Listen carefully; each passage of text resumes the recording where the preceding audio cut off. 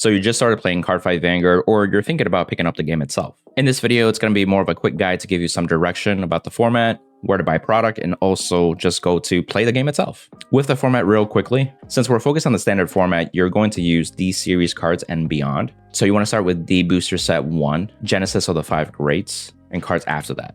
Any cards before that is actually for a different format. Bushiroad from time to time will update the ban list too, but it's not as impactful compared to other games like Yu-Gi-Oh, for example. Most times are like slight taps essentially, so nothing is necessarily nuked as often. You can check updates on the link that I provide in the description as well for the most recent updates. Also, if you haven't gotten a chance to like how to play the game itself, I recommend the video on the official Cardfight Vanguard YouTube channel. They actually have a how to play that's like about 10 minutes long that goes over the phases, the mechanics, and the cards and what the differences are. So that's a really good video for you to check out as well. Now for more of the fun part, like where do I get stuff? Or what should I get? At the time of the recording, later this summer in the English, we're gonna get a master deck set for Lianorn and Drajweled.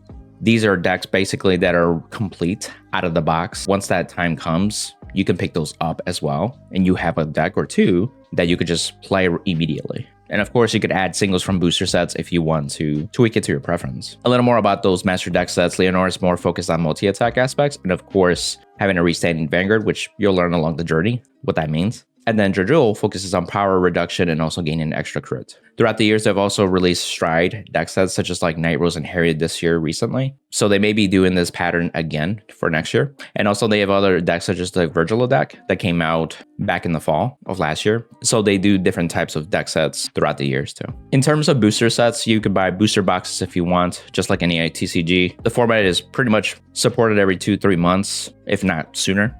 And then, of course, there's also special sets that they have like festival collections that they have once a year. This is actually an opportunity to introduce generic cards applicable to the 6 different nations and also some reprints from the prior sets too, especially that are more generics that become hard to find and also more expensive over time. So reprints do happen once a year, essentially. In terms of where to buy product, you want to go to your local TCG shop and support them if you have one available, of course. If you don't have one, you could always shop online. The biggest platform for at least like the USA is TCG Player. So just like if you bought Yu-Gi-Oh, Pokemon, other card games essentially from that website, the same thing with Cardfight Vanguard too. There's also specific vendors for Cardfight Vanguard, so you want to check out like 50 Card Shop, for example, too. They've been around for 5+ years too. And if you want a discount on your next purchase, you can use the code Jaime to get a 5% discount on your next purchase too, to save you a little bit of money and support the channel at the same time. You could also talk to Facebook groups or Discord groups too. Sometimes like people have like those trade channels or trade posts, buying and selling, of course. So that's totally up to you. If you've done it before with a different TCG, it's pretty much very similar. That is between you as the buyer and seller. So that's one way to also get product that way too. Now the fun part is like, where can I actually play? So you want to check out if your local shop has an actual community behind it. So that way they have weekly locals. Standard is typically a weekly thing too as well for the shops that do support it. So having an existing community really goes a long way in that respect too. Also, I've actually compiled a Google Sheets list of shops within the USA at least. And then of course this can expand to outside of the USA too, where these shops are actively selling Cardfight Vanguard, but also I've also labeled them if they have a locals too, that's active too.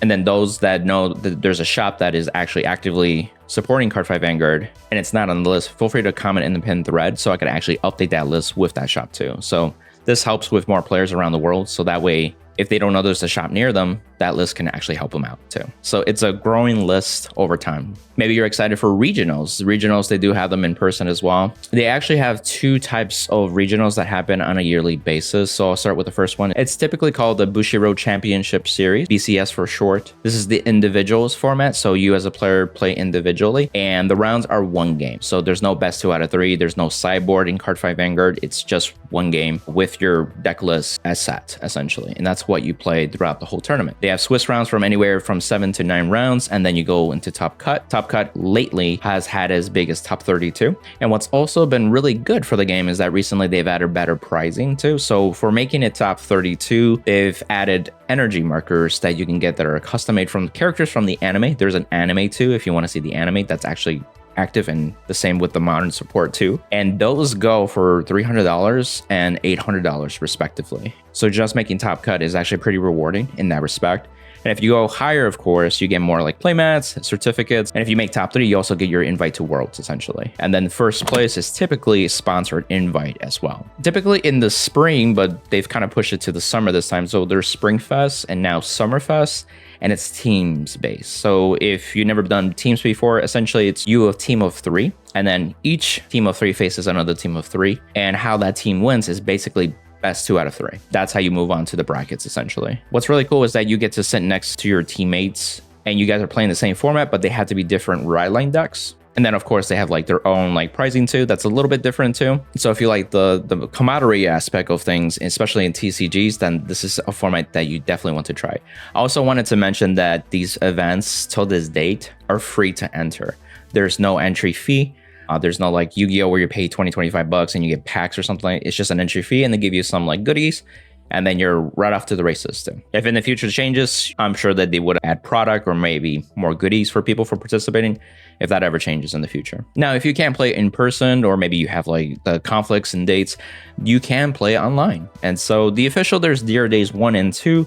That's available for the Switch and Steam as well. It is a $70 game, and the way that you should view it, it's almost like if you buy like those old school games where it's like a Yu-Gi-Oh game, it's in that format, it's behind the current game, but they do update it, and of course you'll catch up eventually, but you are behind. But the thing is, it is nice like having an automated game style that automates a lot of those like drawing cards, activating effects. Like if you like that automation and you feel like that's very helpful for you, that's something that you may want to look into. You could even check out videos if you want to learn more about it before you make your purchase too. One of my go-tos and a lot of long-time players as well is something called Cardfight Area, CFA for short, but it is also done by a third party and they have it on a Russian website too. I put the link in the description as well. It's much more manual, but the thing is like they have been actively supporting it for 10 plus years. And as new cards get revealed, they're pretty much quick on the same day to update them, if not a day later. So you get a chance to like build a deck that you want to build and actually start play testing immediately too. This is super helpful for like just getting a handle of what decks that you may like and also get to play. And then of course you play with others. And you could also like get on a call with a friend and then just meet up virtually there and then actually be able to play together like that too. The other option when it comes to online play essentially is remote fight. Remote fight is because of the pandemic, you're able to like take your physical deck and put a video camera on top of it, essentially pointing down, and you're able to project your field to your opponent in a video call essentially. And with both of you doing the same thing, you've essentially created your field, and now you can play with your physical cards remotely essentially, and your opponent can be across the world or whatever. You can do this via Discord, Facebook, whatever video calling platforms they use. A lot of people go to Discord and actually tag other people or like, hey, who wants to play remote fight or CFA? That's actually pretty normal. In past years, they've done online tournaments too. Officially, they have the Bushiroad Rumble Online. This is like BRO, and basically the same thing, remote fight. And a lot of it was like really fun because of the pandemic. You can't play physically, so that was the next best thing. They may do it in the future, but they haven't done it this past year, so who knows, but keep an eye out for that. Sometimes Discord groups have their own tourneys essentially, and they may do like remote fights or CFA. It just depends on the format that they run it in. And then in terms of content, I won't give any direct shout outs or anything like that, but somebody named William on Twitter almost 2 years ago compiled a list with the help of other people too contributing to this Twitter post. And you can go to that Google Sheets, which I'll put in the link in the description as well, and you can see if that content creator supports standard format content, and you can check them out if that's something that you like. Some people specialize in deck profiles, some people like metagame coverage, or maybe like funny videos or whatever that may be. So that sheet is already organized. And then feel free to just Google Cardfight Vanguard content and you'll find different creators that are up and coming as well in more recent years. And just lastly, just have fun. This is your journey to Cardfight Vanguard and getting better as a player too. You know, take one step at a time, 1% better each time. It's a much simple, straightforward game compared to other games like I compared to modern Yu-Gi-Oh, for example. It's a lot more complex, but it is fun. And I've been actively playing for 10 plus years. I've been doing content over the years too. I just can't step away from the game because I just enjoy it. And if you want to check out like deck profiles or deck guides to get you started on some decks, feel free to check out these videos as well. Till next time, amigos. Bye.